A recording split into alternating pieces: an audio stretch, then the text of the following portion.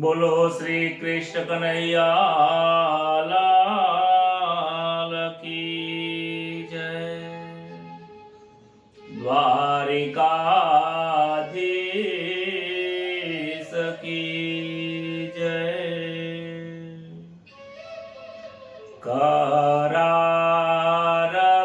करारविन्देन पदारविन्दम्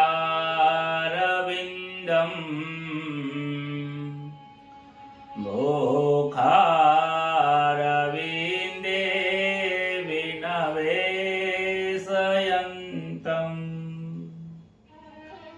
वाटास्य पतरस्य पुटे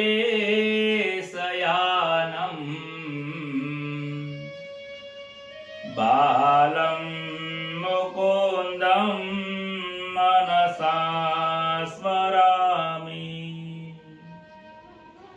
गृहे गृहे गोपवधू कदम्बा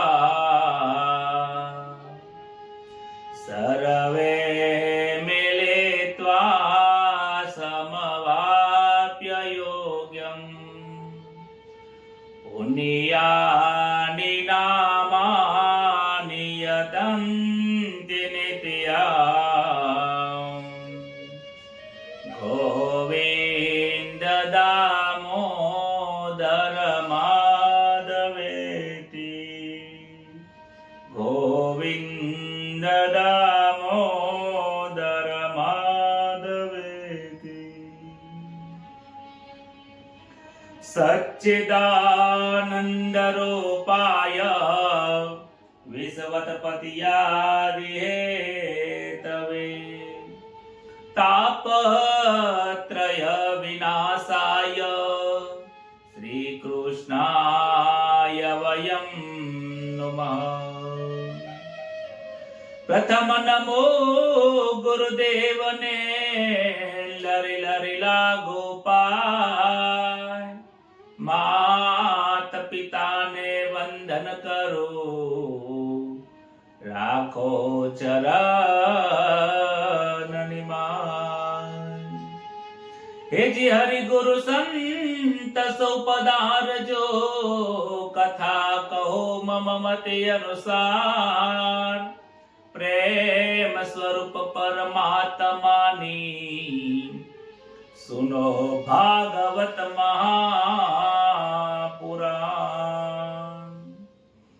मंगल दिवस याजनो मंगल सौनो थाय। हे मंगल दिवस याजनो मंगल सौनो थाय। ए सौ संतो ने दास जैसना प्रणाम सौ संतो हरि भगतो ने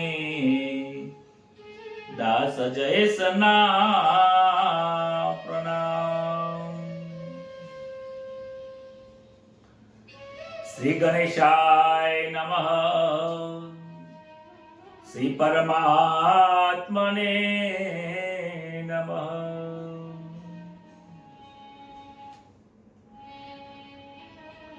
પરમ પવિત્ર એવું પરમાત્માનું જે સ્વરૂપ છે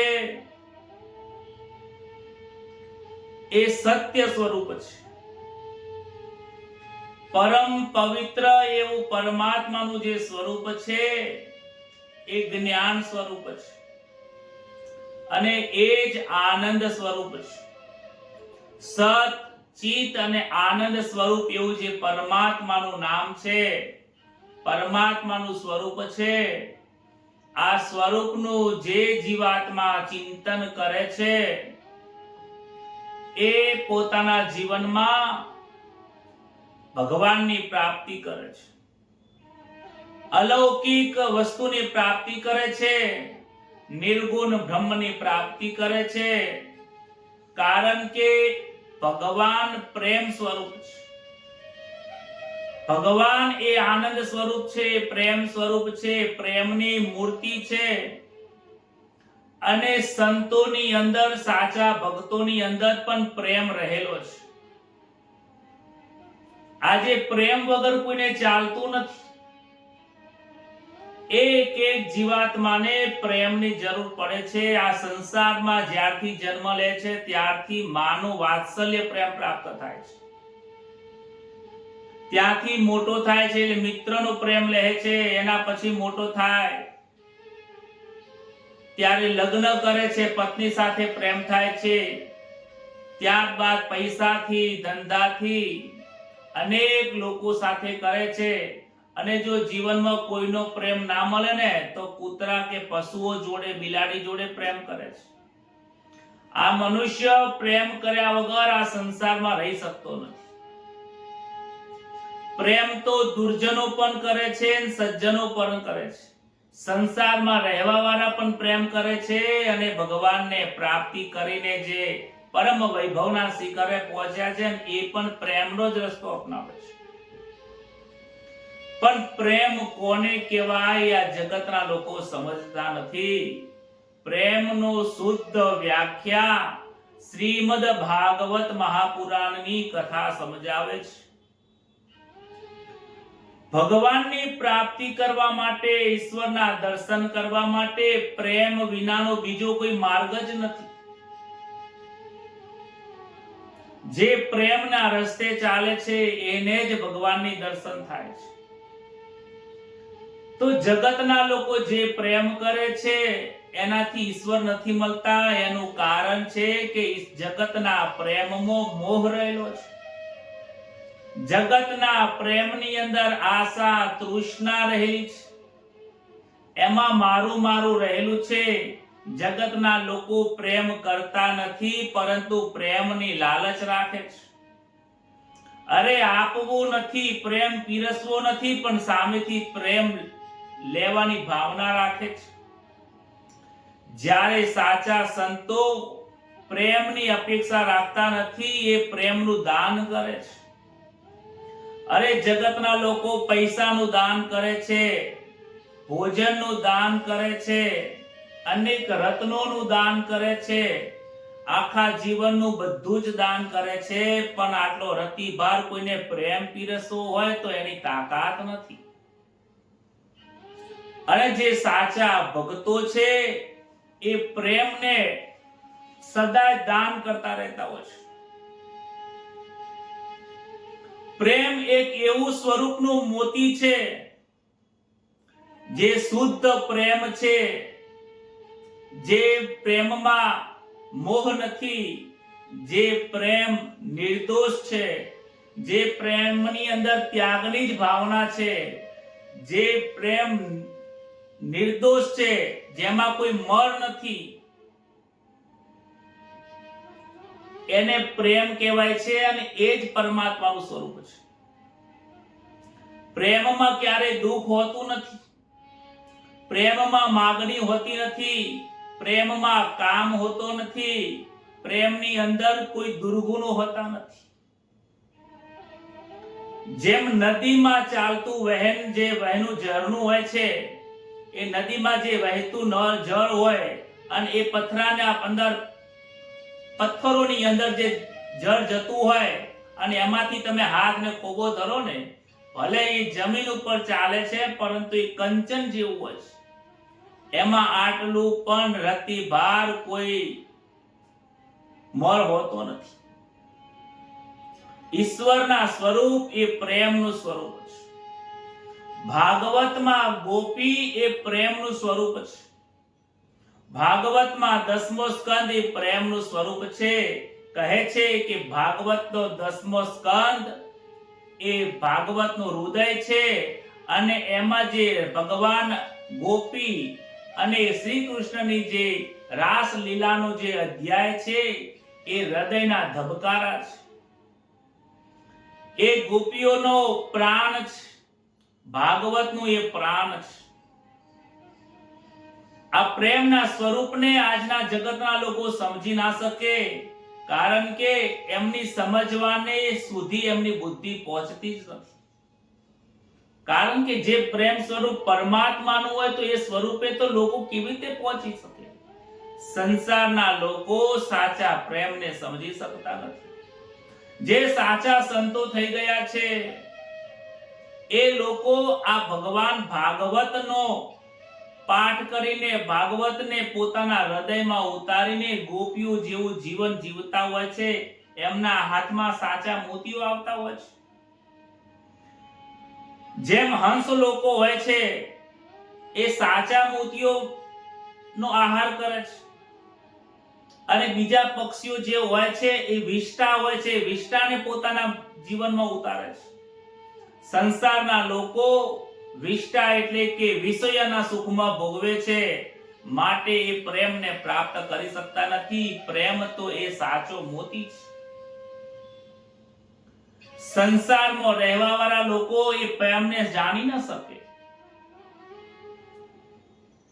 કહે છે પ્રેમ વિશે નહીં પીડા રે, પીડા તો પાખંડ મારે જી. પ્રેમ સ્વરૂપ છે પોતે શ્રી વૈકુંઠરામ. અદ ઉપર જઈ બેઠી રે, પ્રેમ ગલીમાં પેઠી રે, સુરતા મારી છેલડી રે જી. કહે છે કે પ્રેમ વિશે કોઈ પીડા નહીં. પ્રેમની અંદર કોઈ પીડા હોતી જ નથી, કારણ કે ત્યાં માંગવાની ભાવના જ હોતી નથી. ત્યાં આપવાની જ ભાવના હોય છે, તો લેવાની ભાવના હોય નહીં ત્યાં દુઃખી થાય નહીં. પ્રેમમાં પીડા હોતી નથી. પ્રેમ સ્વરૂપે પરમાત્મા દરેક જીવાત્માના હૃદયમાં બિરાજમાન છે. પરમાત્મા કહે છે હું તને પ્રેમ આલું છું, તું કેમ નથી પ્રેમ પીરસતો? પ્રેમને ઓળખવું આ જગતના લોકો ઓળખી શકતા નથી. સાચા સંતો અને જે ગોપીઓની જે કહાની છે, ગોપીઓનું જે જીવન છે એ શુદ્ધ પ્રેમની ભાવના છે. ગઈકાલે આપણે જે રીતે કથામાં જોયું હતું કે સૌપ્રથમ ભગવાને ગોકુળની અંદર જેટલા પણ ગોપીઓ છે, ગોકુળની અંદર જેટલા વ્રજવાસીઓ છે, બધાના જીવનની અંદર પરિવર્તન આવ્યું છે. ગોકુળના લોકો પહેલા પણ સામાન્ય પામર જીવના જેમ જ હતા. ભગવાનના આયા પછી એમને બધાના વિષય અને વાસનાઓને મારી નાખ્યા છે. વાસનાઓ રૂપી રાક્ષસોને માર્યા છે. અહંકાર રૂપી તરનાવ્રત રૂપી અનેક મનના સંકલ્પ વિકલ્પોને કાપી નાખ્યા છે. અશુદ્ધ વાણી રૂપી જે વિષ છે,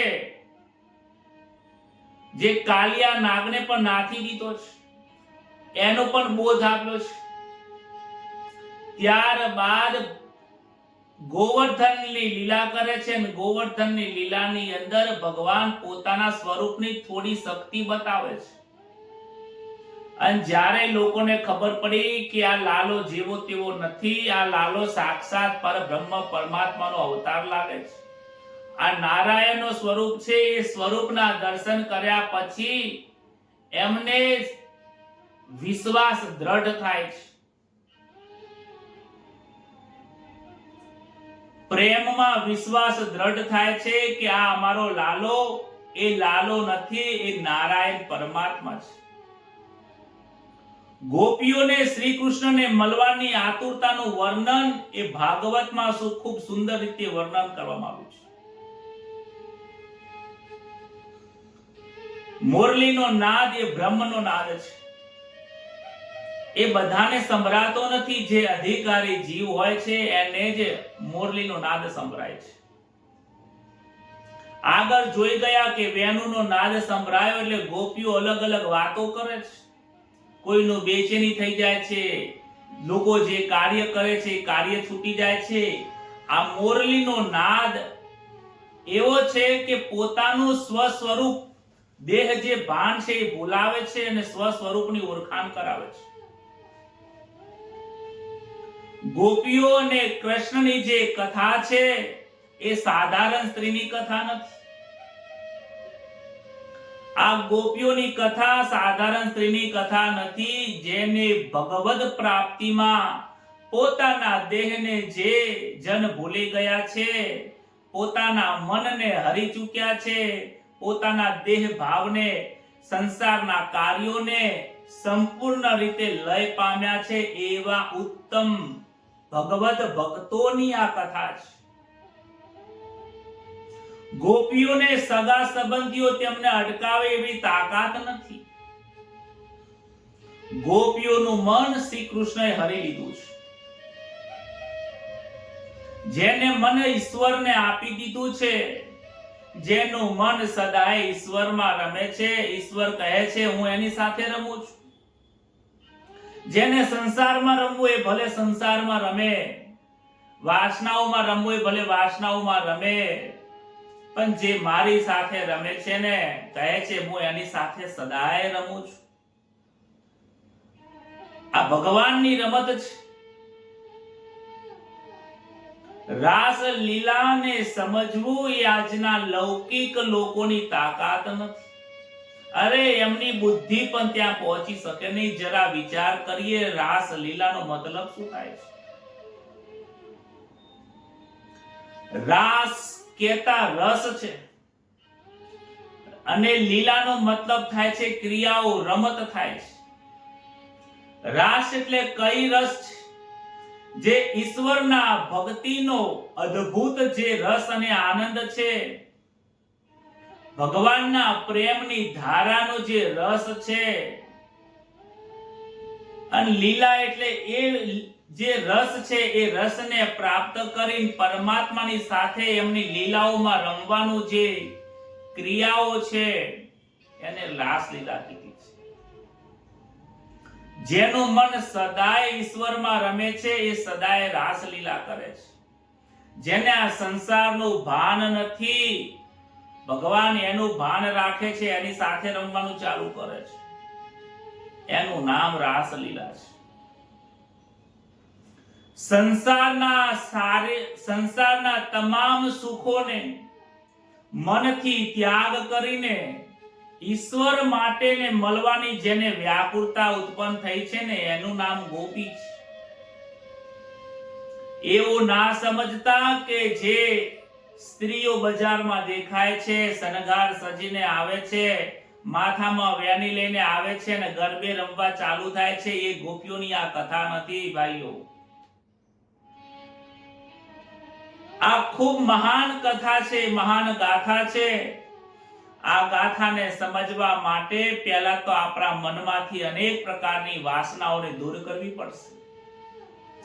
મનને શુદ્ધ કરવું પડશે, મનને દૂર કરવું પડશે. પછી જ આ રાસ લીલાને સાંભળવામાં, એમાં આનંદ કરવામાં તમને અધિકાર પ્રાપ્ત થશે. શ્રી કૃષ્ણએ શરદ પૂનમની રાત્રિ આવી છે, ચાંદ પૂર્ણ થયો છે, મંદ મંદ પવન વાય છે, વૃક્ષોની ડાળીઓ પણ એકબીજાને અથડાય છે ને છનન છનન અવાજ આવે છે.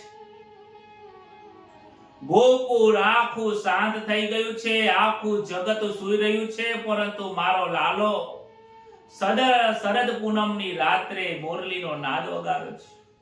વાલે મોરલી વગાડી મધરાત મારે, વાલે મોરલી વગાડી મધરાત મારે. ભગવાને મોરલી વગાડી ત્યારે શું હતું? અમે સૂતા હતા સૌએ નિરાત મારે, અમે સૂતા હતા સૌએ નિરાત મારે, વાલે મોરલી વગાડી મધરાત મારે. મધ્યરાત્રિનો સમય થયો છે અને કૃષ્ણ ભગવાને ત્યાં મોરલીનો નાદ વગાડ્યો.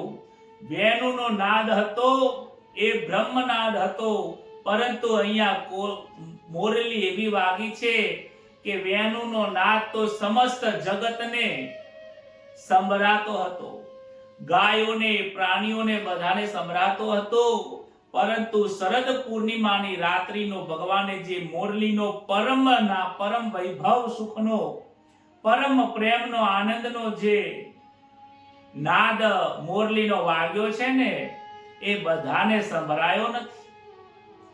વ્રજમાં બધાને સંભળાયો નથી.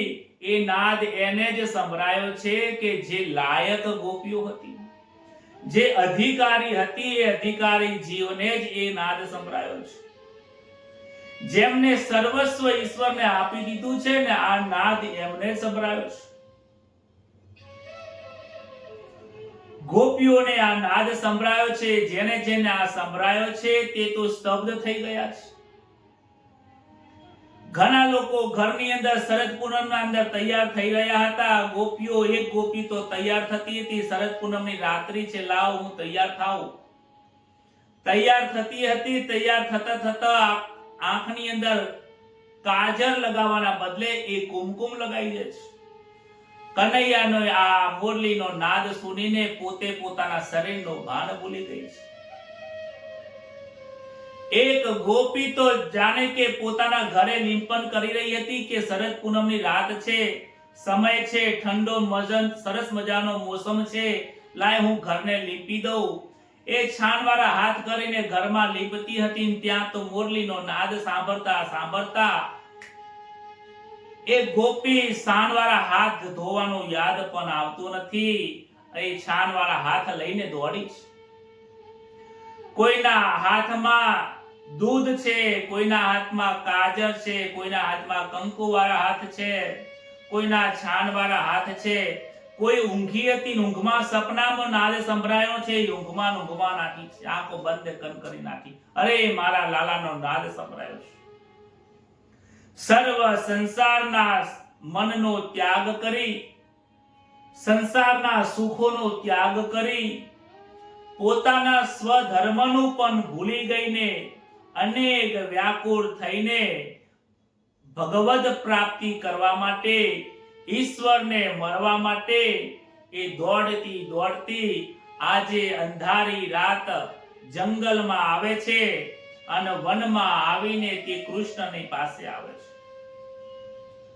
સંસારના સુખોનો ત્યાગ કર્યો છે, ઈશ્વરને મળવા માટે નીકળી પડી છે. ધન્ય છે એ જીવાત્માને કે જેને ઈશ્વરને મળવા માટે આતુરતાથી દોડી છે.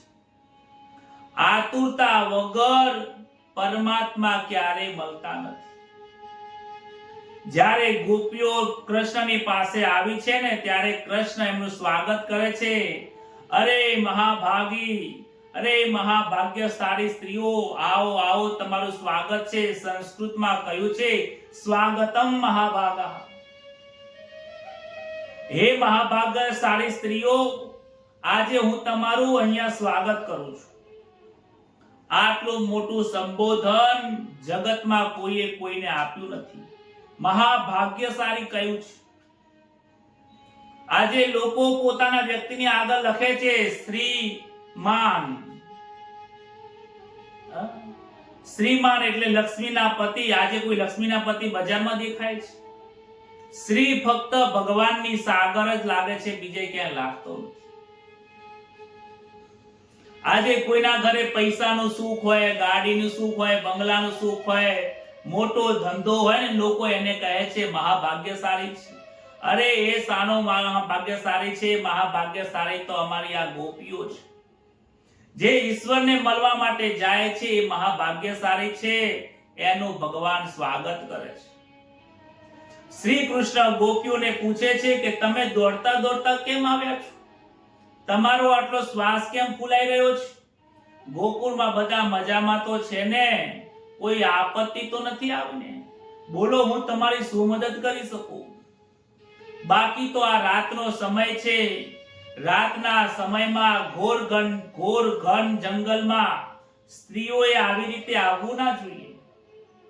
કદાચ તમને એવું હોય કે રઢિયારી રાત છે, શરદ પૂનમનો ચાંદ ઉગ્યો છે, દર્શન કરવા આવ્યા હોય તો જલ્દીથી ચાંદના દર્શન કરી લો અને પછી પોતપોતાના ઘરે જતા રહો.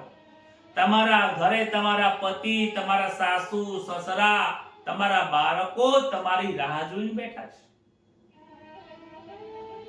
ભગવાન આમની પરીક્ષા કરે છે કે ગોપીઓને કહે છે કે તમે સંસારમાં જાઓ, તમારા ઘરે તમારા પતિ બધા લોકો રાહ જોઈને બેઠા છે. અહીં વિચારવા જેવું છે કે જ્યારે ભગવાન પરીક્ષા લે છે ને ત્યારે એમાં બે અર્થ રહેલા છે. એક બાજુ પરીક્ષા એવી છે, કહે છે કે ગોપીઓને મારામાં પ્રેમ વધારે છે કે સંસારના સુખોમાં પ્રેમ વધારે છે. એટલે યાદ કરાવે છે કે તમારા તમારા સાસુ સસરા રાહ જોવે છે, તમારા પતિ તમારા રાહ જોવે છે, બાળકો રાહ જોઈ રહ્યા છે. તમે તો ચાંદના દર્શન કરીને ઘરે જલ્દી નીકળી જાઓ. જે લાયક નહીં હોય ને એ જતા રહેશે. અને બીજું આની અંદર પણ એક બોધ રહેલો છે. ભગવાન કહે છે કે તમે તમારા ઘરે જાઓ. આ જીવાત્માનું સાચું ઘર શું છે એ જીવાત્માએ વિચારવાનું છે. આ જીવનો જન્મ થયો ત્યારે ભૂલી જાય છે કે આનું સાચું ઘર કયું છે. એટલા માટે આ સંસારમાં ભમે છે. આજે ગોપીઓ ભગવાન જોડે આવીને ભગવાન પણ કહે છે કે તમે તમારા ઘરે જાઓ. એક બાજુ સંસાર નું જે ઘર છે, લૌકિક ઘરની પણ વાત કરી છે પરીક્ષા પૂરતી. બીજી બાજુ જ્ઞાનમાં પણ કહે છે કે તમે તમારા ઘરે જાઓ, સાચું ઘર તમે ખોલી લો. ભગવાન શ્રી કૃષ્ણ ગોપીઓને ઘરે જવાની આજ્ઞા કરે છે ને ગોપીઓ આ સાંભળીને આંખમાંથી આંસુ નીકળી ગયા છે. ગોપીઓ વિચારે છે કે હે પ્રભુ, તમે મારો તિરસ્કાર કેમ કરો છો? આજે આટલા નિષ્ઠુર કેમ થયા છો? ગોપીઓને દેહ ધર્મનો ઉપદેશ કરે છે. ગોપીઓ કહે છે કે અમે દેહ ધર્મમાં નથી માનતા, અમે આત્મ ધર્મમાં માનીએ છીએ. ભગવાનને જવાબ આપતા આપતા કહે છે તમે કયા પતિની વાત કરો છો? તમે જે પતિની પાસે મૂકવા અમને જવા માટે મોકલો છો એ આ દેહનો પતિ છે સ્વામી. એ દેહના પુત્રો છે, એ દેહના ધર્મો છે, દેહના પતિ છે. આ દેહ તો અનેક વાર જન્મ્યો, અનેક વાર મર્યો, કેટલાય પતિઓ થઈ ગયા, કેટલાય પત્નીઓ થઈ ગયા, કેટલાય બાળકો થઈ ગયા. પ્રભુ, તમે અમને આ દેહનો ધર્મ શીખવાડો છો. હે કનૈયા, આજે અમે દેહના ધર્મથી નહીં આયા પ્રભુ, અમે આત્માના ધર્મથી આયા છીએ. અમે આત્માના ધર્મ, આત્માનો ધર્મ ભગવાનની પ્રાપ્તિ કરવાનો છે. આ દેહ ભલે સંસારના ધર્મોમાં રમતો હોય, પરંતુ અમે તો એ છોડીને તમને પ્રાપ્તિ કરવા માટે આવ્યા છીએ. તમે અમને વળી બહારના સંસારમાં ક્યાં મોકલો છો? અરે એ પતિ કોનો છે? આ દેહનો છે. પણ એ કોનો પતિ છે? આજે આ દેહ પણ કોઈ સ્ત્રી રહ્યું જ નથી. કોઈ સ્ત્રી હોય એનો પતિ હોય. હે કનૈયા, આજે અમે સ્ત્રી બનીને નથી આવ્યા. આજે અમે શુદ્ધ આત્માને પરમાત્માના મિલન માટે આવ્યા છીએ. માટે અમે તમને વિનંતી કરીએ છીએ કે તમે અમારો ત્યાગ ન કરો. શરીર અને આત્માના ધર્મો જુદા છે. તમે દેહ ધર્મ બતાવ્યો, પણ અને આ આત્મ ધર્મનું શું થવાનું છે? જ્યાં અમારામાં સ્ત્રી તત્વ જ રહ્યું નથી, પુરુષ તત્વ રહ્યું નથી, તો ચેતન પરમ સ્વરૂપ જે આત્મા બેઠો છે, એ આત્માને એના અંશ સ્વરૂપ પરમાત્માના મિલન માટે અમે આવ્યા છીએ. જો તમે અમારો સ્વીકાર નહીં કરો તો આ શુદ્ધ ચેતન પરમાત્મા અંતર જે બેઠું છે એનું શું થશે? તમે અમને સ્ત્રી ધર્મ સમજાવ્યો, આત્મ ધર્મમાં અમે માનીએ છીએ. અમે આશાથી આવ્યા છીએ. અમે હવે ઘરે જવાના નથી. હે પ્રભુ, તમે આવા નિષ્ઠુર ના થશો. તમે તો ગીતાજીમાં કીધું છે કે તમે જે ભાવે મને ભજશો એ ભાવે હું તમને પ્રાપ્ત થઈ જઈશ. ગોપીઓના આંખમાંથી આંસુ નીકળી રહ્યા છે. ગોપીઓનો પ્રેમ, ગોપીઓનો ત્યાગ સર્વશ્રેષ્ઠ ત્યાગ છે. ગોપીઓને આજે શ્રી કૃષ્ણ સિવાય બીજું કઈ દેખાતું નથી. અનેક પ્રકારે બે હાજુરે વિનંતી કરે કહે છે કે પ્રભુ, તમે અમારો દેહનો ત્યાગ કરશો નહીં. અમારા શરીરનો, અમે ભલે શરીર ગમે ત્યાં હોય, પરંતુ અમારો ત્યાગ તમે કરશો નહીં. કોઈ ભગવાનની મૂર્તિ કે ભગવાનના ફોટામાં ભગવાન નથી. કોઈ ભગવાનની મૂર્તિ હોય કે ભગવાનના ફોટા હોય, એમાં ભગવાનમાં ફોટામાં મૂર્તિમાં ભગવાન નથી. એ જાણવા છતાં પણ જ્યાં સુધી પરમાત્માની પ્રાપ્તિ ન થાય ત્યાં સુધી એમાં ભાવના રાખવી પડે છે. ગોપીઓ કહે છે, શ્રી કૃષ્ણને પૂછે છે, તમે અમને પતિવ્રતાનો ધર્મ બતાવો છો. શ્રી કૃષ્ણ એમને કહે છે કે તમારા પતિ છે, તમારા પતિવ્રતાના ધર્મનું પાલન કરવું એ તમારો ધર્મ છે. ત્યારે ગોપીઓ કહે છે કે તમે અમને સ્ત્રીના ધર્મ બતાવો છો, ધર્મનું પાલનનું ફળ શું મળે છે મને કહો. જો અમે પતિઓની સેવા કરીએ, બાળકોની સેવા કરીએ, તમારી પાસે ન આવીએ અને ઘરની જ સેવા કરીએ તો એનું ફળ શું છે? શ્રી કૃષ્ણ કહે છે કે જો તમે પતિવ્રતા નારી બનીને પતિ એ જ પરમેશ્વર માનીને જો તમે જીવનમાં ચાલો છો તો તમારા સ્વધર્મનું પાલન થાય છે. તો કે સ્ત્રીના સ્વધર્મનું પાલન કર્યા પછી શું થાય?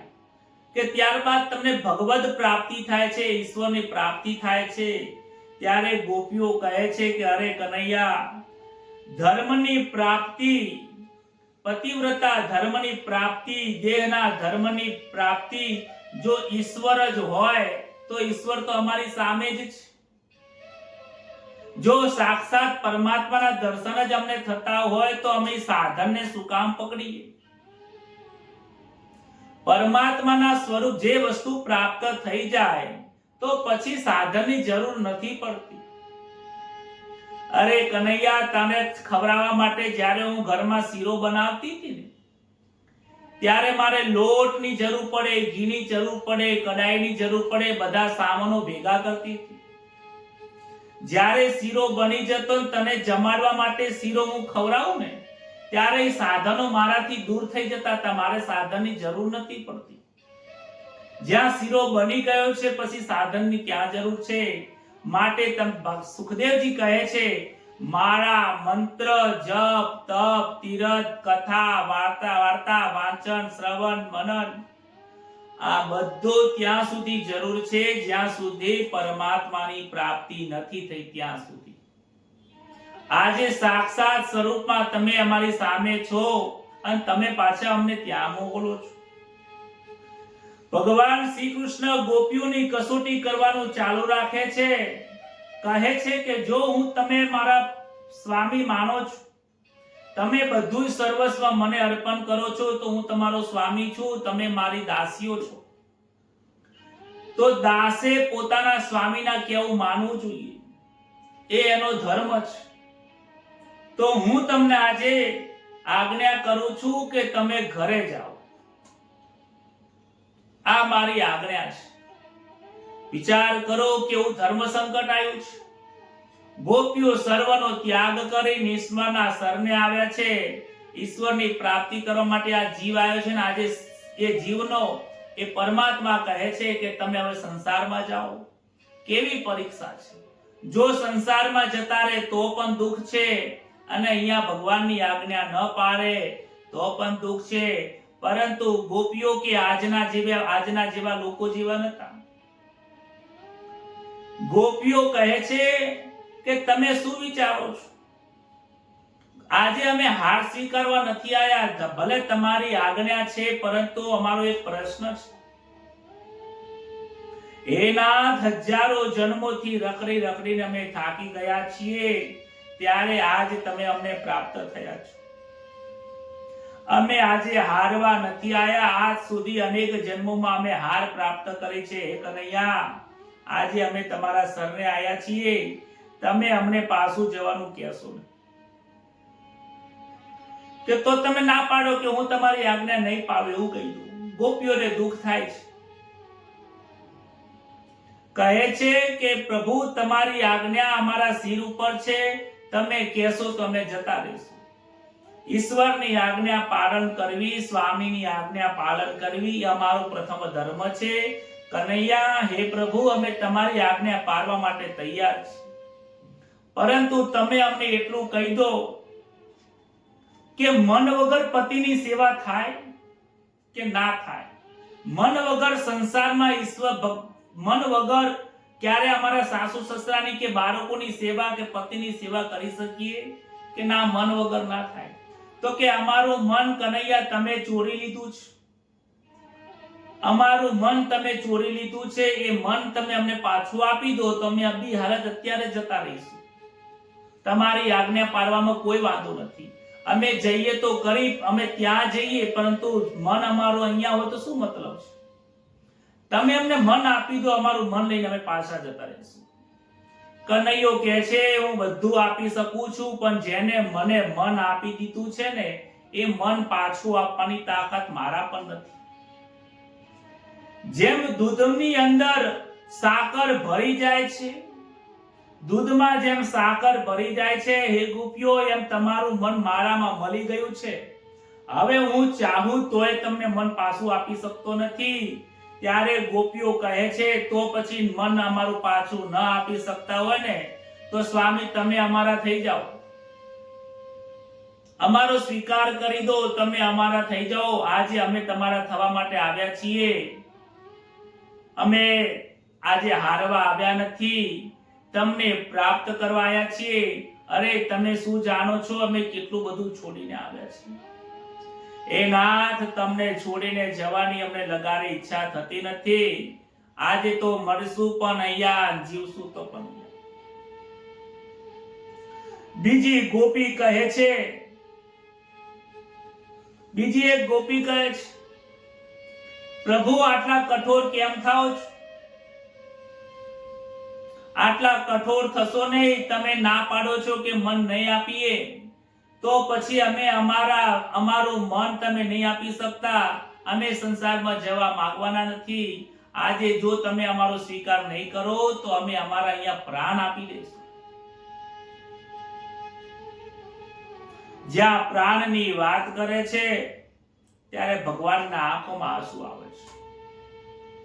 કહે છે હે ગોપીઓ, આજે તમે અધિકારી બન્યા છો. આજે તમે મને ખૂબ વહાલા લાગો છો. તમારા જેવા ભક્તો, તમારા જેવા પ્રેમ કરવા વાળા આ દુનિયામાં, શુદ્ધ પ્રેમ આપવા વાળા આ સંસારમાં કોઈ થયો નથી, થવાનું નથી. આજે પ્રભુની હાર થઈ છે, પ્રભુ નિરક્ત થયા છે. ગોપીઓને કહે છે કે તમારી શું ઈચ્છા છે? તમારું સ્વાગત કરું છું, બોલો તમને શું આપું? ગોપીઓ કહે છે કે અધરામૃતનું દાન આપો. હે નાથ, અમને એવું જ્ઞાન આપો, એવું પ્રેમામૃતનું દાન કરો, જેનાથી અમને એવો અનુભવ થાય કે અમે ઈશ્વરથી અલગ જ નથી. હે કનૈયા, અમે તમારાથી અલગ નથી, એવો અહેસાસ થાય, એવો અનુભવ થાય, એવું અધરામૃતનું દાન આપો. પહેલા પણ કથા ભાગવતની શરૂઆત કરી ત્યારે પણ કથાના શરૂઆતમાં જ આવ્યું હતું, ભાગવત એ સમાધિ પ્રધાન છે. ભાગવતમાં લૌકિક વાતોને પ્રધાનતા નથી આપી. અધરામૃતનો મતલબ થાય છે અમૃત, એક એવું અમૃત જે અમૃતને પ્રાપ્ત કર્યા પછી આ જીવને જીવ ભાવ તો રહેતો જ નથી. આ જીવ ઈશ્વરમાં મળી જાય છે. પહેલા દાસોહમ થાય છે કે હું અને મારો ભગવાન. હજી પણ દ્વૈતપણું છે, હું અને મારો ભગવાન એટલી થોડી ગેપ રહી જાય છે. બે છે, હું અને મારો ઈશ્વર, જીવ અને શિવ, આ દ્વૈત છે. જ્યારે ભગવાન અધરામૃત પ્રેમનું દાન કરે છે, સ્વ સ્વરૂપનું દાન કરે છે, ત્યારે એ દ્વૈત અદ્વૈતમાં મળી જાય છે. ત્યારે ખુદ પોતાને જ લાગે છે હું શ્રી કૃષ્ણ સ્વરૂપ જ છું.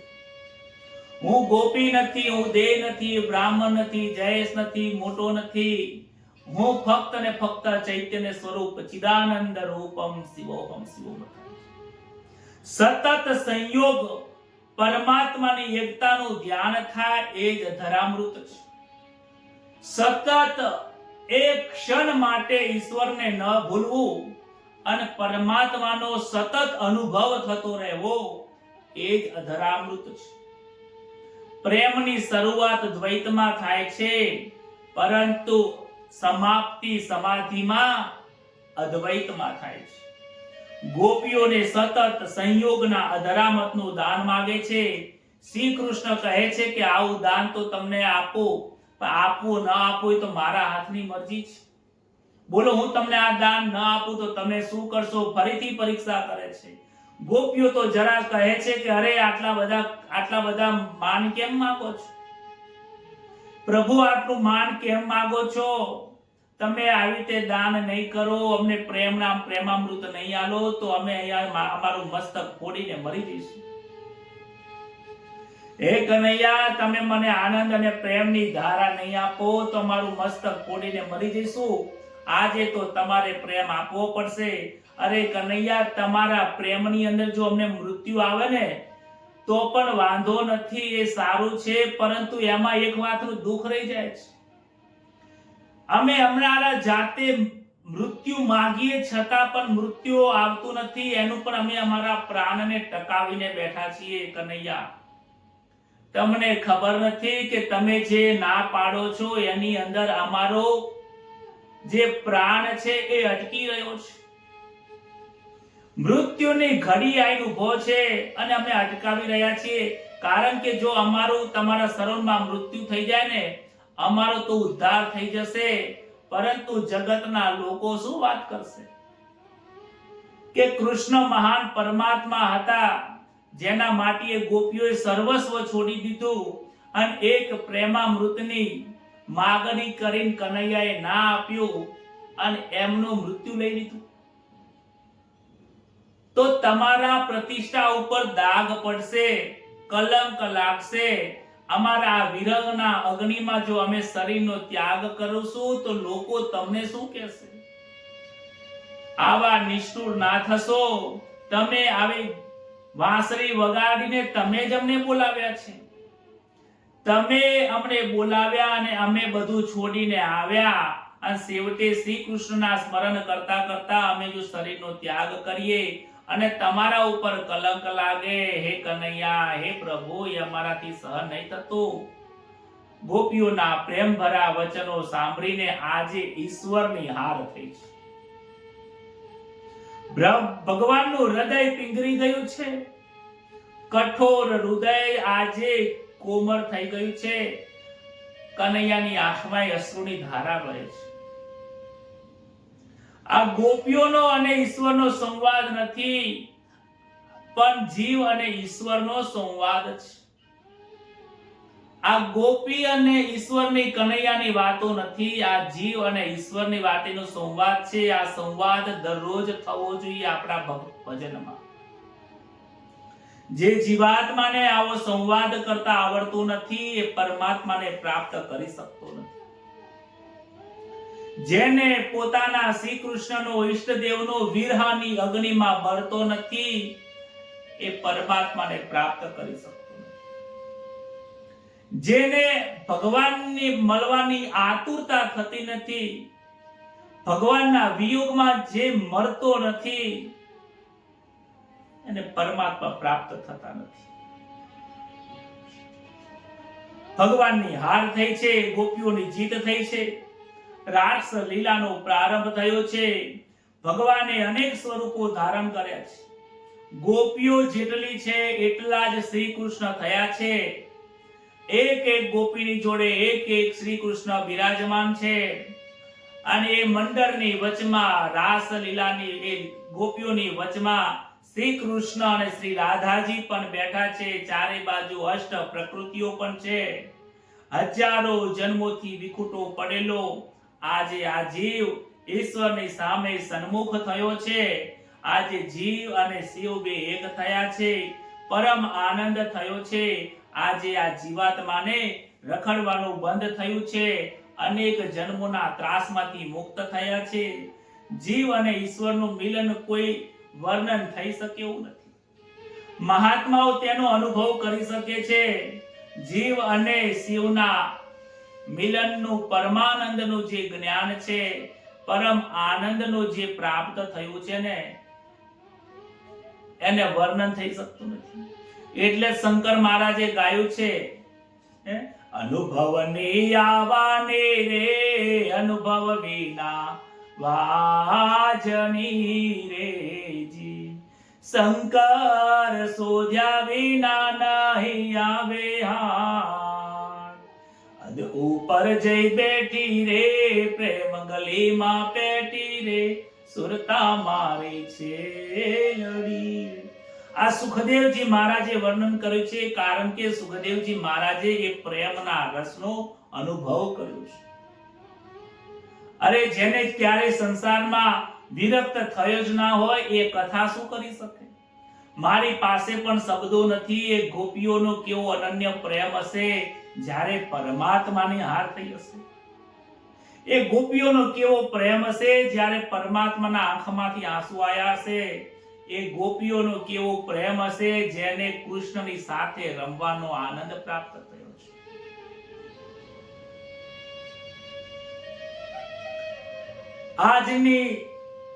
આજના નૃત્યમાં સંગીત અને સાહિત્યનો શબ્દનો સમન્વય હોય છે. રાસલીલાની અંદર કામની ગંધ નથી. રાસલીલા ખુલ્લા મેદાનમાં થઈ છે. દેવો ગંધર્વો, બ્રહ્માજી, નારદ મુનિ, અનેક લોકો આ ખુલ્લા મેદાનમાં રાસલીલા થઈ છે. ભગવાન નિર્વિકાર છે, ગોપીઓ પણ નિર્વિકાર છે. ગોપીઓને પણ ભાન નથી હું સ્ત્રી છું, અને ભગવાનને પણ નિર્ગુણ થયેલા છે. આ જોઈને બ્રહ્માજીના મનમાં શંકા ગઈ છે. કહે છે બ્રહ્માજી રજોગુણી છે. રજોગુણની અંદર કામ રહેલો છે.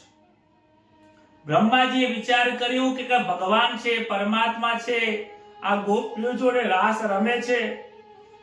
એક સ્ત્રી છે, એક પુરુષ છે, એમની આંખોથી સ્ત્રી અને પુરુષ દેખાય છે. ભલે ગમે તેવું હોય, પરંતુ મર્યાદા તો રાખવી પડે ને. ધર્મની મર્યાદા રાખવી પડે છે. બ્રહ્માજી રજોગુણ હોવાથી એમાં એકમાં કૃષ્ણ દેખાય છે અને એકમાં સ્ત્રી પણ ગોપીઓ દેખાય છે.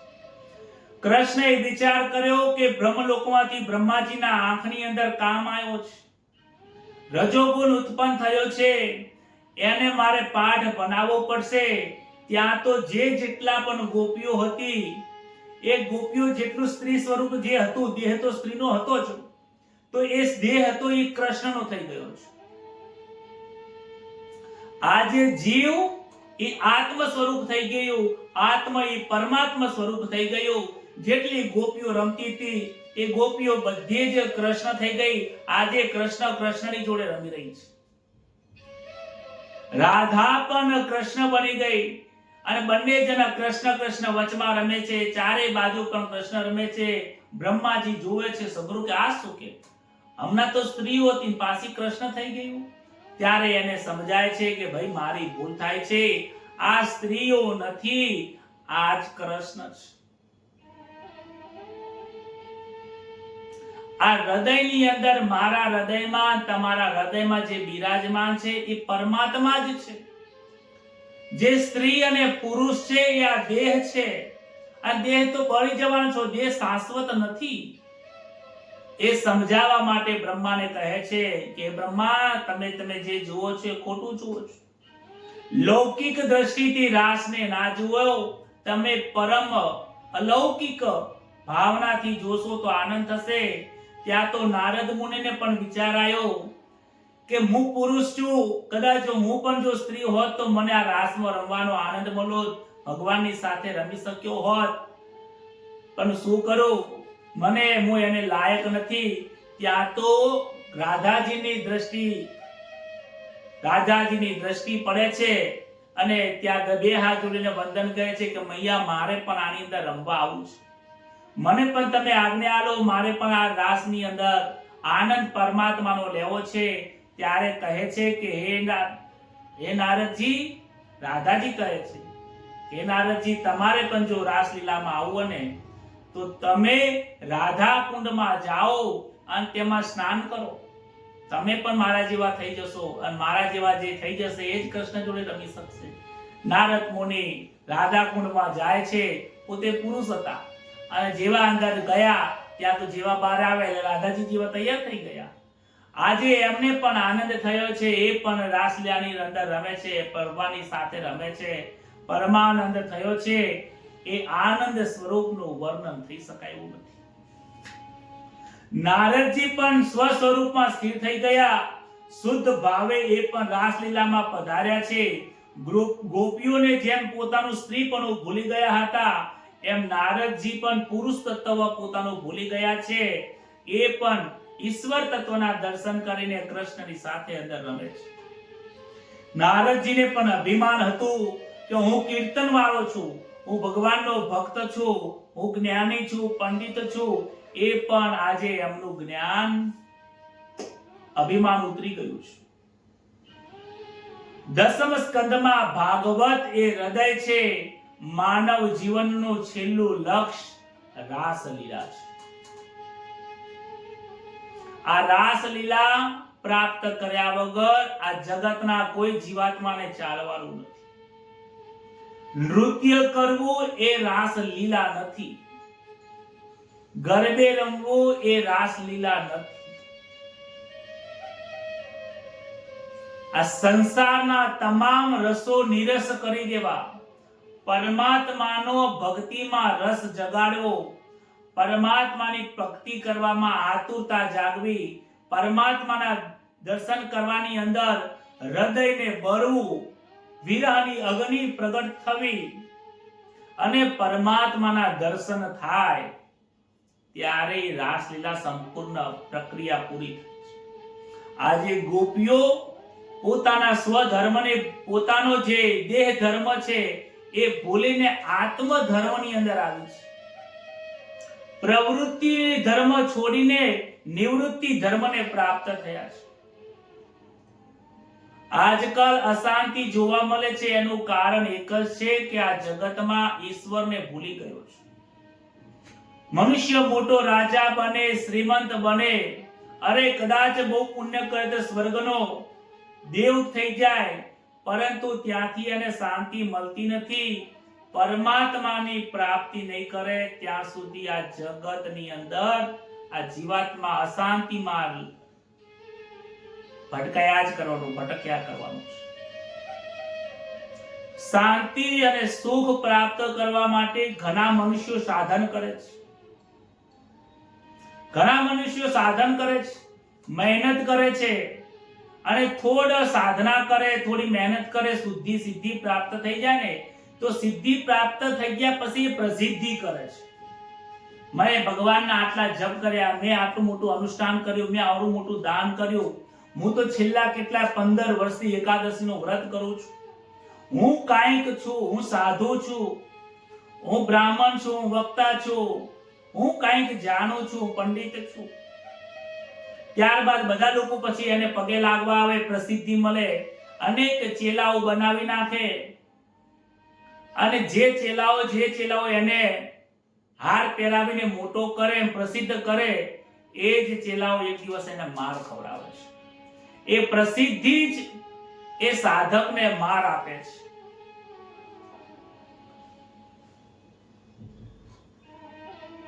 ખૂબ સમજવા જેવી આ કથા છે. જો તમે કોઈ ભજન કરતા હોય, કોઈ સાધના કરતા હોય, કોઈ પણ ભગવાનની પ્રાપ્તિ કરવા માટે કોઈ રસ્તો પકડ્યો હોય, એ રસ્તાને તમે પ્રસિદ્ધ ન કરશો. જો પ્રસિદ્ધિ મેળવી તો તમારી જે સિદ્ધિ પ્રાપ્તિ કરવાની છે પરમાત્માને, એ દૂર થઈ જશે. કારણ કે પ્રસિદ્ધ મળતા અહંકાર આવે છે. પ્રસિદ્ધિ અને અહંકાર એક સિક્કાની બે બાજુ છે. પ્રસિદ્ધિ હોય ને અહંકાર ના હોય, આવું બને જ નહીં. જેના મનમાં પ્રસિદ્ધિ હોય એને અહંકાર નથી હોતો. પરંતુ સામાન્ય જીવોને જો પ્રસિદ્ધિ મળી જાય ને તો એનામાં અહંકાર આવી જાય છે. નાનું બાળક બ્રાહ્મણ હોય, બ્રાહ્મણનું નાનું બાળક, એને જેને તમે પગે લાગશો ને તેને અહંકાર નહીં આવે. પરંતુ બહુ જ્ઞાની હશે ને બ્રાહ્મણ ના હોય, બહુ જ્ઞાની પુરુષ હોય, અરે બહુ જ્ઞાની છોડો, થોડું ઘણું પણ બોલતા આવડી ગયું હોય ચોપડી વાંચી, અને એને જઈને તમે પગે લાગશો ને તો એને અહંકાર આવી જશે. અને તમે સમાજમાં જોજો, જે બ્રાહ્મણ વક્તા હશે, જે બ્રાહ્મણ હશે અને કંઈક વસ્તુ એમને સિદ્ધિ પ્રાપ્તિ કરીએ છે કે કંઈક જ્ઞાન છે, એમને પ્રસિદ્ધિની પડી નહીં હોય.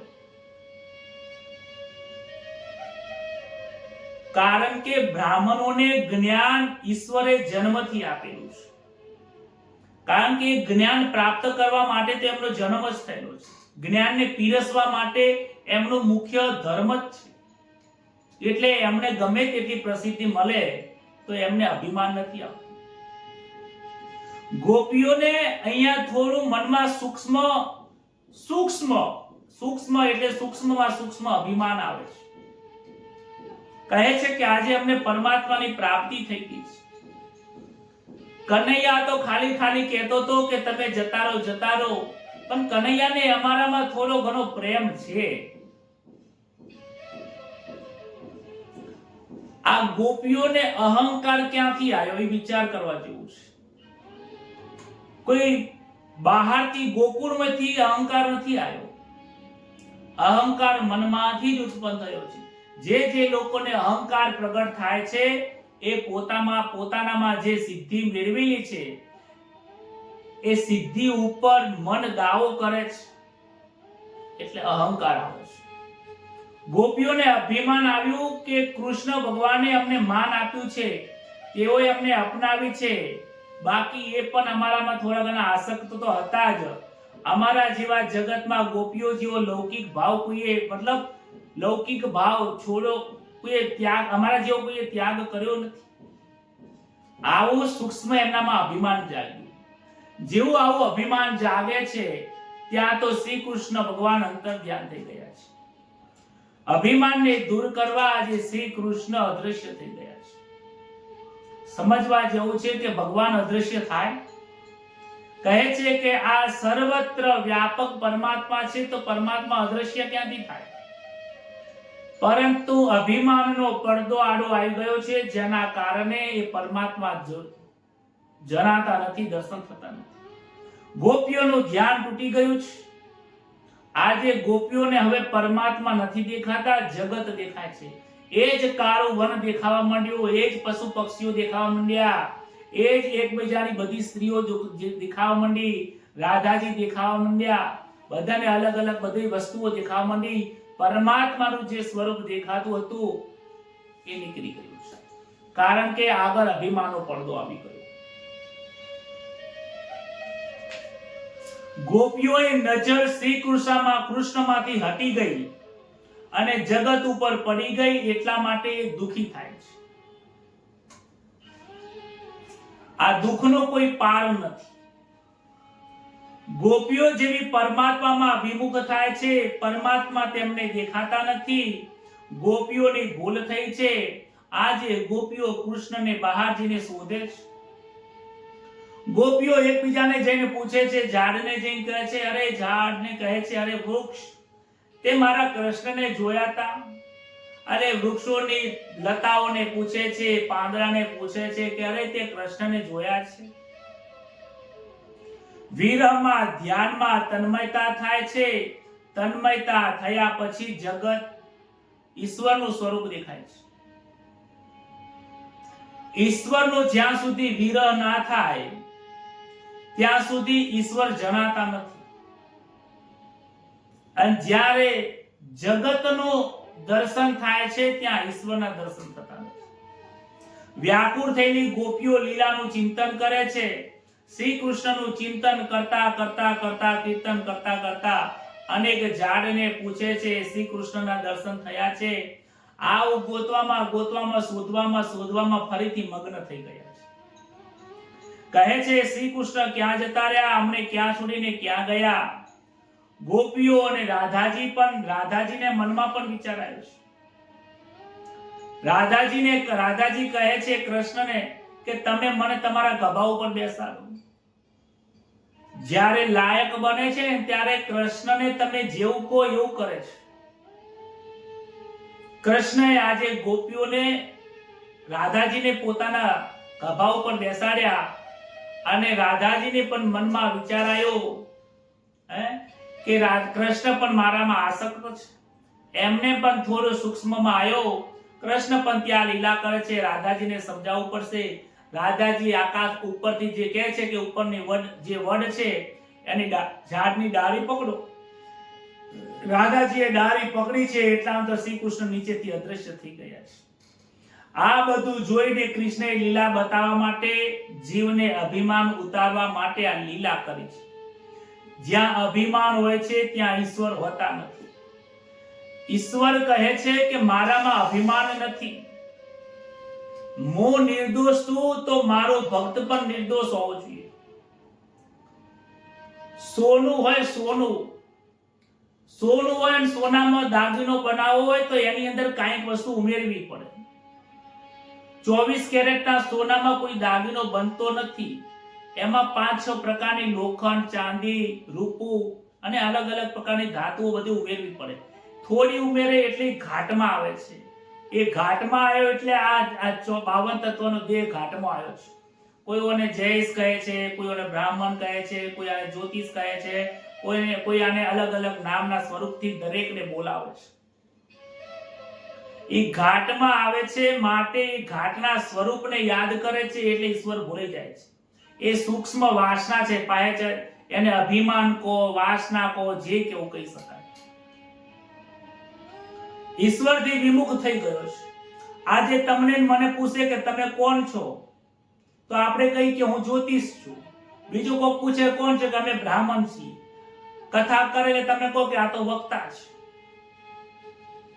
એક જ વ્યક્તિના અલગ અલગ સ્વરૂપો છે. ખરેખર એ સાચું નથી.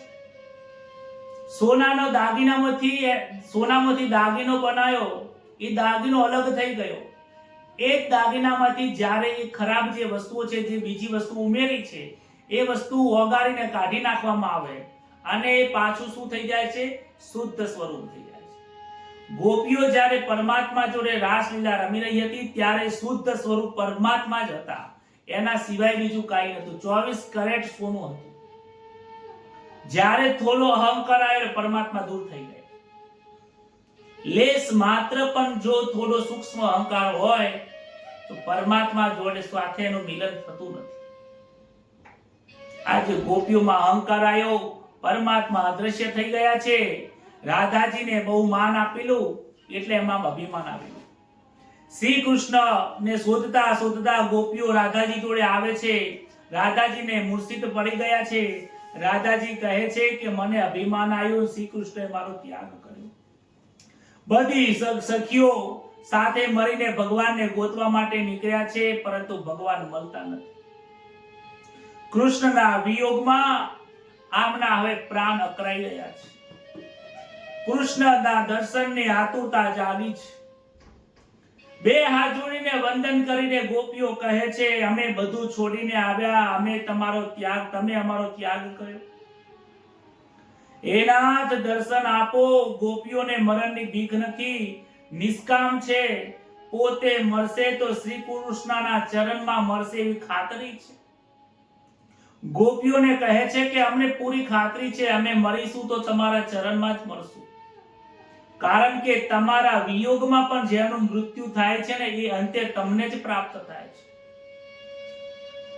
ગોપીઓના શ્રી કૃષ્ણના વિરહનું દુઃખ અતિ ભયંકર છે. વિયોગમાં અમારા પ્રાણ જશે તેવું લાગે છે. પ્રાણ છોડવાની નથી. વિયોગનું દુઃખ ઓછું કરવા માટે પ્રાણને ટકાવવા પ્રભુના ગુણ ગાવા એ બહુ જરૂરી છે. આ ગોપીઓના વિરહમાં જે ગીત ગાયું છે, ગોપીઓએ જે સ્તુતિ કરી છે શ્રી કૃષ્ણને, એને ગોપી ગીત કહે છે.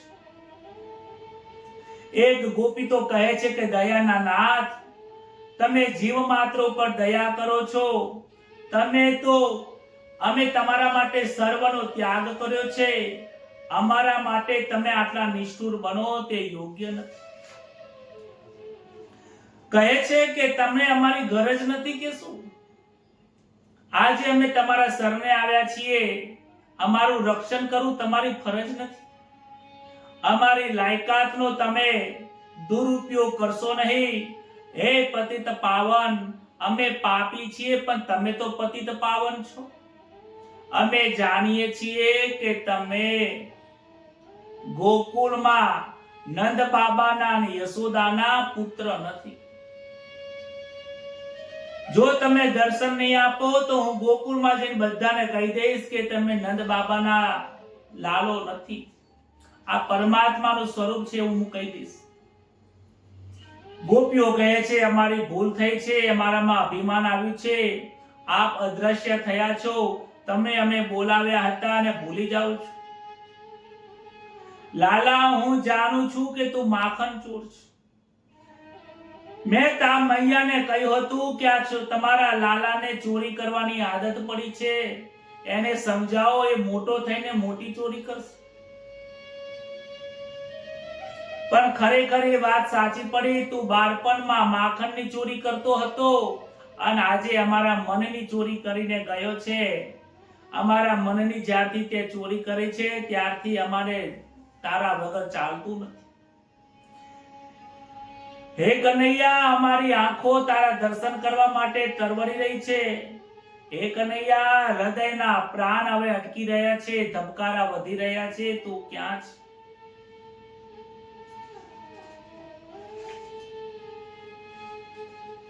ગોપી ગીતના અંતમાં કહે છે, હે કનૈયા, તમે અમને છોડીને ક્યાં જશો?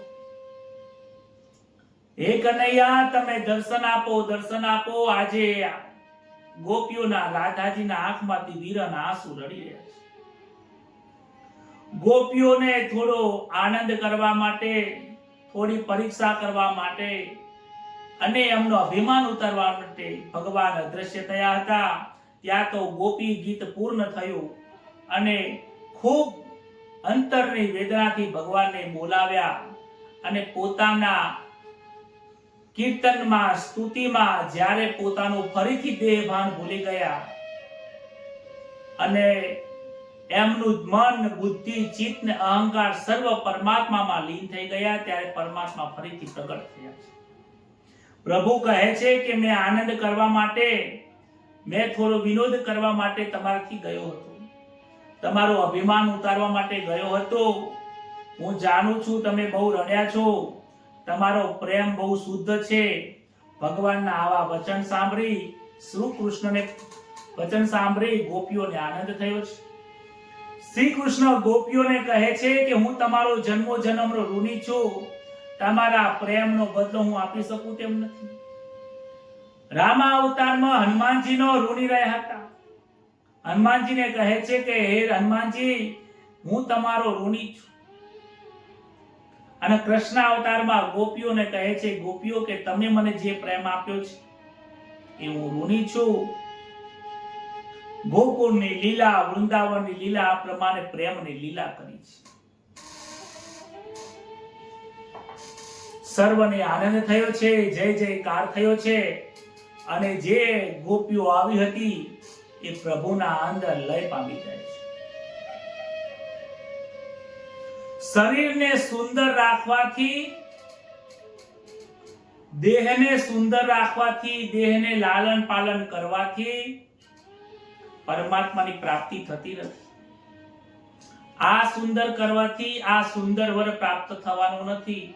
મનને સુંદર કરવાથી, મનને સુંદર ભાવ મૂકવાથી, મનને પ્રેમામૃતમાં ડબોરવાથી પરમાત્માની પ્રાપ્તિ થશે. આમ કરીને ગોકુળની અંદર અનેક લીલાઓ કરી છે. ગોકુળમાં પ્રેમનો પ્રેમ રસ પીરસ્યો છે. રાસ એટલે પ્રેમ રૂપી રાસનું દાન કર્યું છે. ત્યારબાદ શ્રી કૃષ્ણએ શંખચૂડનો વધ કર્યો છે. શંખચૂડનો વધ કર્યો છે. એક દિવસ નારદ મુનિ શ્રી કૃષ્ણની પાસે આવીને કહે છે, ભગવાન હવે લીલા કરો, પૃથ્વીનો ભાર વધી રહ્યો છે અને હું નારદજીને જઈને કંસને જઈને સમજાવું છું. ત્યારબાદ નારદજી કંસની જ પાસે જાય છે, કહે છે કે વસુદેવે તારી પાસે કપટ કર્યું છે, દગો કર્યો છે, તું આવો ભોળો કેમ રહીશ? તારો પુત્ર જે વસુદેવ અને દેવકીનો પુત્ર, આઠમો પુત્ર છે, એ તો ગોકુળમાં છે. તું જેની પાસેથી ટેક્સ લે છે, કર લે છે, એ નંદ બાબાનો દીકરો જે કૃષ્ણ છે એ જ તારો આઠમો કાર છે. કંસ કહે છે, વાત તમારી કેવી? નારદ મુનિને કહે છે કે સાચી વાત છે કે મેં જેટલા પણ ગોકુળમાં રાક્ષસોને મોકલ્યા છે ને એ બધાનો નાશ થયો છે. જેટલા પણ રાક્ષસો મોકલ્યા બધા મરી ગયા છે. મને શંકા તો કનૈયા ઉપર જતી હતી. નારદ મુનિ કહે છે, શંકા રાખીશ નહીં, એ જ તારો કાળ છે. નારદજીનું વચન સાંભળી કંસને વાસુદેવ ઉપર ખૂબ ગુસ્સો આવે છે, તલવાર લઈને મારવા જાય છે. નારદ મુનિ કહે છે, અરે કે કંસ, અરે વસુદેવને દેવકીને હવે મારવાથી શું થવાનું છે? તારો કાળ તો જન્મી ગયો, એ તો ત્યાં છે, ગોકુળમાં છે. ખોટું હવે એમને મારવાથી કશું થવાનું નથી. તારે હવે શું કરવાનું છે એનો વિચાર કર. નારદ મુનિ ત્યાંથી નીકળી ગયા. ત્યારબાદ કંસે વિચાર કર્યો કે મારા કાળને કેવી રીતે મારો. કુલ ગુરુ જે ગોર મહારાજ હતા એમને બોલાવ્યા, કહે છે કે તમે ધનુષ યજ્ઞ કરો. ધનુષ યજ્ઞ કરવાથી યજમાનનું આયુષ્ય વધે છે, આયુષ્ય વધે છે. અને જો ધનુષ યજ્ઞનું જો કોઈ વિઘ્ન આવે તો યજમાનનું મૃત્યુ થાય છે. કંસ કહે છે કે મારી પાસે અનેક મલ્લો રહેલા છે, મુષ્ટિક અને ચાણક્ય મલ્લ છે, અને 1000 હાથીઓની તાકાત હોય એટલું એનામાં તાકાત છે. અને આખી જિંદગી ગોકુળનું ગોકુળ અને મથુરાનું એમને માખણ કાઢું છે. એટલે એ મલ્લો આવશે એટલે 11 વર્ષના બાળકને તો શું રણભૂમિમાં રમતા મારી નાખશે. કંસે વિચાર કર્યું, યજ્ઞ કરું, યજ્ઞના નિમિત્તે નંદ બાપાને મથુરામાં આવવાનું આમંત્રણ આપું. શ્રી કૃષ્ણ અને બલરામને તેડી લાવશે, મથુરામાં આવશે એટલે મારા પહેલવાનો એમની સાથે કુસ્તી કરીને એને મારી નાખશે. વસુદેવે કપટ કર્યું, મારે પણ કપટ કરીને બાળકને મારો છે. કંસે તૈયારી કરી, ષડયંત્ર રચ્યું છે. પહેલવાનોને બોલાવી દીધા કે તમે તૈયાર રહેજો કે મારો કાળ આવે છે. કાળ સમીપ આવે છે, મૃત્યુની છાયા આવે છે, ત્યારે આ જીવાત્માની સ્વભાવ બદલાય છે.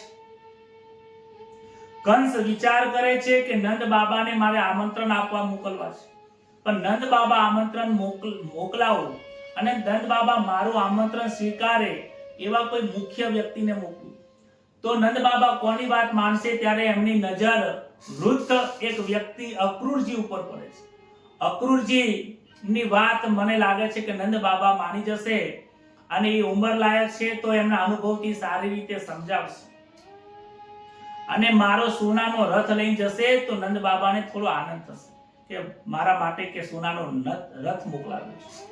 અક્રૂરજીને બોલાવે છે. અક્રૂરજીને કહ્યું છે કે કાકા તમારે મારું એક કામ કરવું પડશે. નંદ બાબાએ વસુદેવજી આપણી સાથે કપટ કર્યું, આપણે પણ કપટથી કૃષ્ણને મારવા પડશે. માટે તમે ગોકુળમાં જાઓ અને આપણા યજ્ઞમાં નંદ બાબાને આમંત્રણ આપો. આમંત્રણ આપવા જાઓ ત્યારે મારો સોનાનો રથ લઈને જજો અને કહેજો શ્રી કૃષ્ણ અને બલરામને સાથે લઈને આવો. તમે સમજાવજો કે શ્રી કૃષ્ણ અને બલરામને લઈને આવે અને ગમે તે કરજો પણ લઈને આવજો. અક્રૂરજી મનમાં વિચાર કરે છે કે હે કંસ, હું નિમંત્રણ આપવા તો જઈશ, આવશે પણ ખરી, પરંતુ આવતીકાલે શું થવાનું છે એ તો કાળનો રાજા મારા પરમાત્મા જ જાણે. બરાબર? જે મનની અંદર ખરાબ ધ્યેય છે, જેના મનમાં ખરાબ વિચારો છે, એનું હંમેશા માટે અહિત છે. જેની જેવી ભાવના એવું એનું ફળ.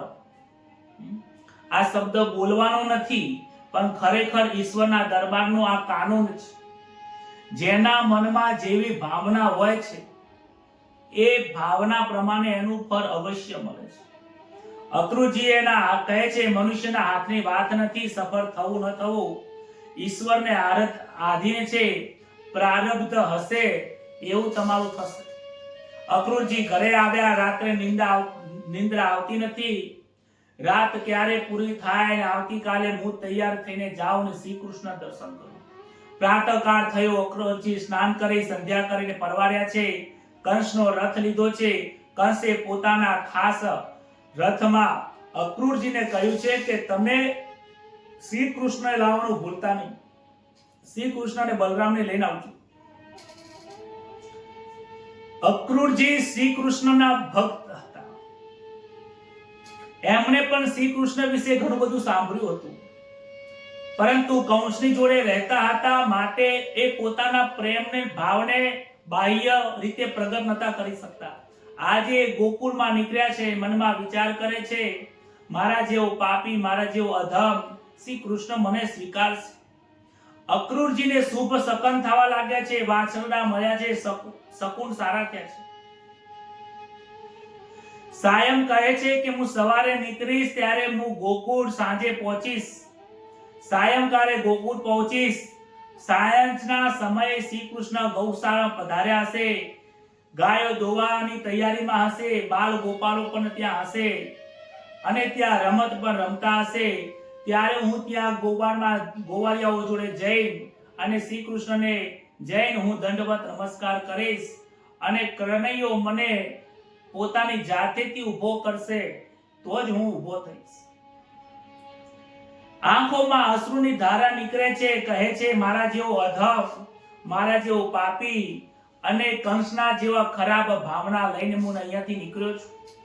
હે કનૈયા, હે પ્રભુ, કંસનું જે નિમંત્રણ છે એ નિમંત્રણની પાછળ એની ભાવના ખરાબ છે, પણ મારી ભાવના તો આજે હું તારા દર્શન કરવા આવું છું.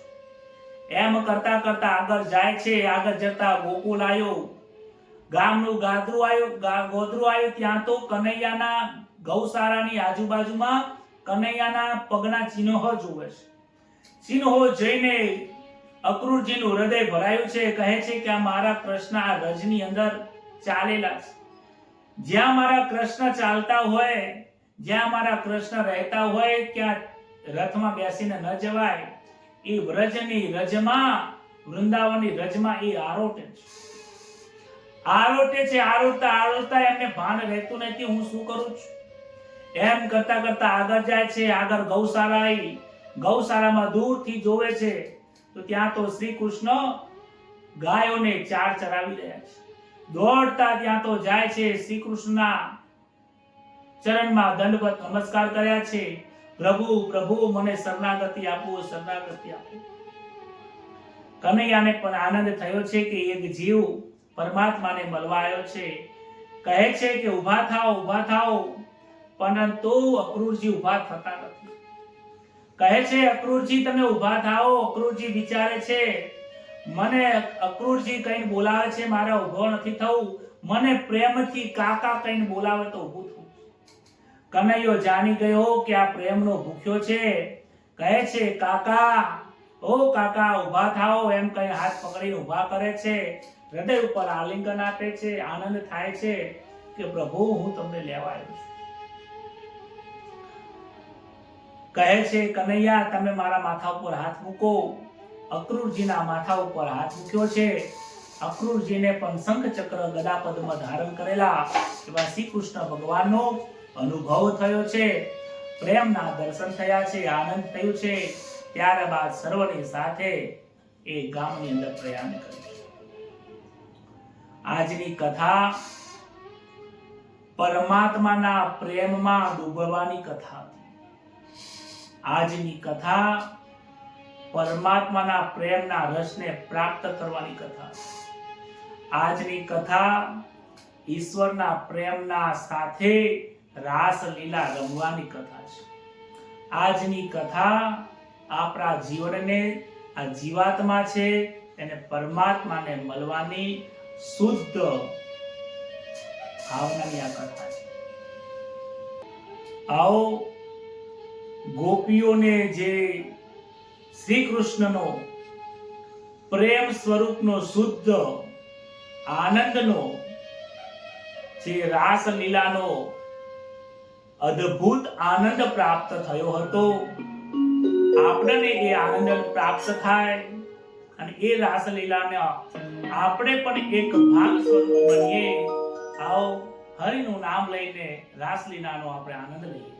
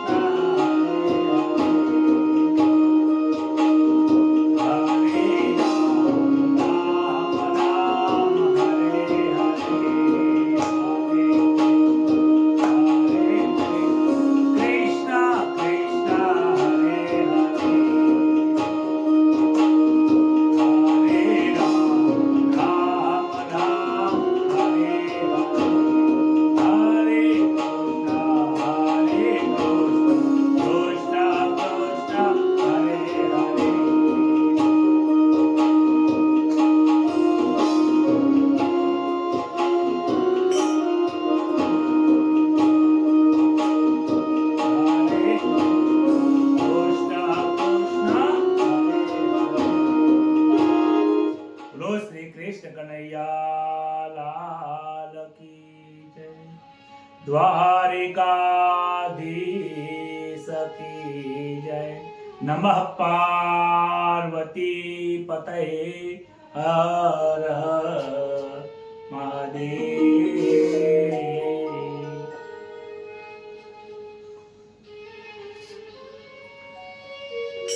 આજની કથાને શ્રી કૃષ્ણ પરમાત્માના ચરણોમાં અર્પણ કરીએ છીએ। આવતીકાલે ફરીથી આ કથાને આપણે ઉજાગર કરીશું, આગળ તપાઈશું, પ્રારંભ કરીશું। આજની કથા ખરેખર બહુ હૃદયને સ્પર્શ કરેલી કથા હતી। વિરહની વેદના કેવી હોય છે ને, પરમાત્માને પ્રાપ્તિ કરવા માટે વિરહની વેદના કેવી થતી હોય છે ને, એ આ ગોપીઓ જોડેથી શીખવાની જરૂર છે। વિરહની વેદના વગર પરમાત્માની પ્રાપ્તિ અશક્ય છે। ગોપીઓના પ્રેમ, ગોપીઓનો આનંદ, ગોપીઓનો જે ત્યાગ એ આપણા સમજણ અને બુદ્ધિની પરે છે। આ તો પુસ્તકમાં લખ્યું છે ને આપણને આટલો અનુભવ થાય છે, તો વિચાર કરો એ દ્વાપર યુગની અંદર ગોપીઓ પરમાત્માને બધું જ છોડીને આવી ગઈ હશે, કેટલો મોટો ત્યાગ હશે। એ ત્યાગને શબ્દોમાં વર્ણન થઈ શકતું નથી। જ્યારે પણ આપણે આરામ કરીએ, સૂઈ રહો, ત્યારે આ બાબતમાં ખાસ મનન કરજો કે આપણે પણ પરમાત્માના ખોજની અંદર નીકળવું પડશે, અને એ ખોજ માટે જ આપણું આ ભાગવતની કથા છે। એ જ વાત સાથે મારી વાણીને વિરામ આપું છું। સૌને જય શ્રી કૃષ્ણ, શુભરાત્રી।